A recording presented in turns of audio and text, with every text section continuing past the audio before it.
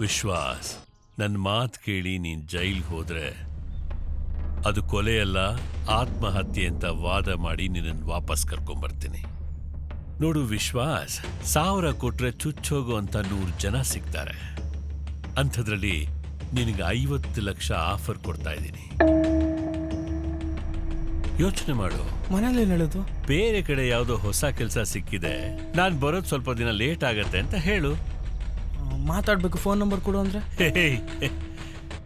ಜೈಲಲ್ಲಿ ಕಾಸು ಕೊಟ್ರೆ ನಿನ್ನ ಹೆಸರಿಗೆ ಜೈಲಿಂದೇ ಬರ್ಕೊಡ್ತಾರೆ. ಅಂಥದ್ರಲ್ಲಿ ಫೋನ್ ಕೊಡಲ್ವಾ? ಬಲ್ವಂತ ಏನಿಲ್ಲ ಬಿಡಪ್ಪ, ನೀನಿಲ್ಲ ಅಂದ್ರೆ ಇನ್ನೊಬ್ರು ಯಾರು. ಸರ್,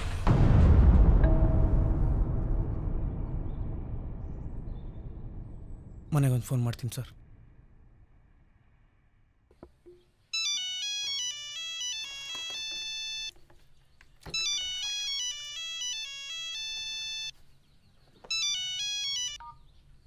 ಹಲೋ ಹಲೋ ವಾಣಿ, ನಾನು ವಿಶ್ವಕಂಠ ತಗ. ಹೇಳೋ ವಿಶ್ವ, ಹೆಂಗಿದ್ಯಾ? ನಾನು ಚೆನ್ನಾಗಿದ್ದೀನಿ. ನೀನು ಮತ್ತೆ ಅವಂಗದಳ? ಅವನು ಚೆನ್ನಾಗವಳ ಕಣೋ. ಅವಂಗೆ ಫೋನ್ ಕೊಡು. ತಗೋ.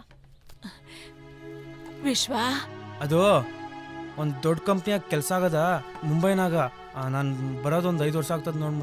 ಮತ್ತ ಮನಿ ಕಥೆ ನೀನೇನು ತಲೆ ಕೆಡ್ಸ್ಕೊಂಬೇಡ, ನಾನೆಲ್ಲ ವಾಣಿಗೆ ಹೇಳ್ತೀನಿ. ಮತ್ತ ಅವ್ವ, ಅದು ವಾಣಿಗೆ ಯಾರೋ ಗಂಡು ನೋಡಿಯಾನೆ ಅಂದಲ್ಲ, ಮಾತಾಡಿ ನೋಡ್. ಮದ್ವೆ ಮಾಡ್ಬಿಡೋಣ.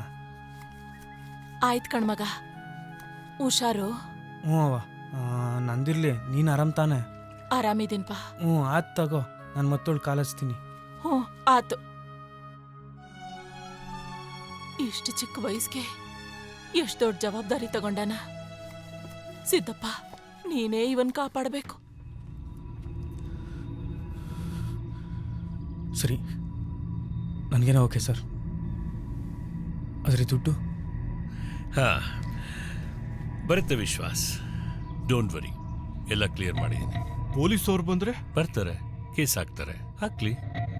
ಸರ್, ಕಾನೂನು ಅನ್ನೋದು ಒಂಥರ ಜರಡಿ ಇದ್ದ ಹಾಗೆ. ಸುತ್ತಲೂ ಗೋಡೆ ಕಟ್ಟಿದ್ದಾರೆ, ಸೋರೋ ತಳ ಕಟ್ಟಿಲ್ಲ. ಬಿಡ್ಸೇಳಿ ಕೃಪಾಕರ್. ಕಾಮನ ಕಚ್ಚೆಲ್ ಕಟ್ಟಿಡೋಕ್ಕಾಗಲ್ಲ, ಸೌಂದರ್ಯನ ಸೆರಗಲ್ ಮುಚ್ಚಿಡೋಕ್ಕಾಗಲ್ಲ.